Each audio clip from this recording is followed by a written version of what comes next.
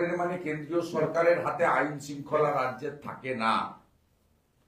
Internal security, law and order completely state subject, এবং সেই state সাবজেক্টে রাজ্য সরকার এবং তার নিয়ন্ত্রণাধীন পুলিশ বাহিনী এই নিয়ন্ত্রণ করেন, এবং সেই কারণে তাদের কাছ থেকে অনুমতি নিতে হয় প্রত্যেকটা পুজোতে বা অনুষ্ঠানে।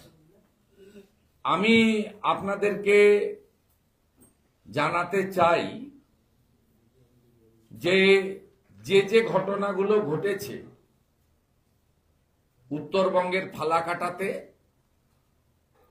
গার্ডেন রিচে কলকাতায়, হাওড়া জেলার শ্যামপুরে, পরবর্তীকালে লক্ষ্মী পুজোও বাদ যায়নি,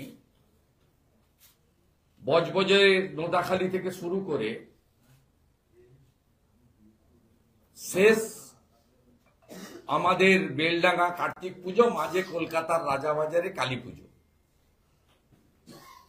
এক্ষেত্রে সমস্ত অনুষ্ঠানগুলি বৈধভাবে অনুমতি নেওয়া, কিন্তু আমরা সুরক্ষা দিতে পারেনি, রাজ্য সরকার সুরক্ষা দেয়নি।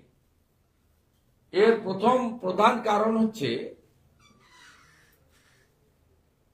কারণ হচ্ছে যারা এই দুষ্কৃতকারীরা একটি বিশেষ সম্প্রদায়ের পক্ষ থেকে করেছেন, তারা মমতা বন্দ্যোপাধ্যায়ের ভোট ব্যাংক এবং পুলিশের সাহস নেই ওসি, আইসি, এসডিপিও, সিআই, এমনকি এসপিসিপিদের এদের কেশাগ্র স্পর্শ করে।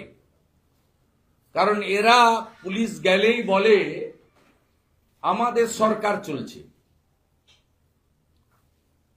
লিক টু সরকার চলছে, আমরা এই সরকারকে রেখেছি, আমরা চাইলে এই সরকারকে ফেলে দেব, আমাদের সরকার যান এখান থেকে। সেই কারণে পুলিশ সুরক্ষা দিতে পারেনি অনুমোদিত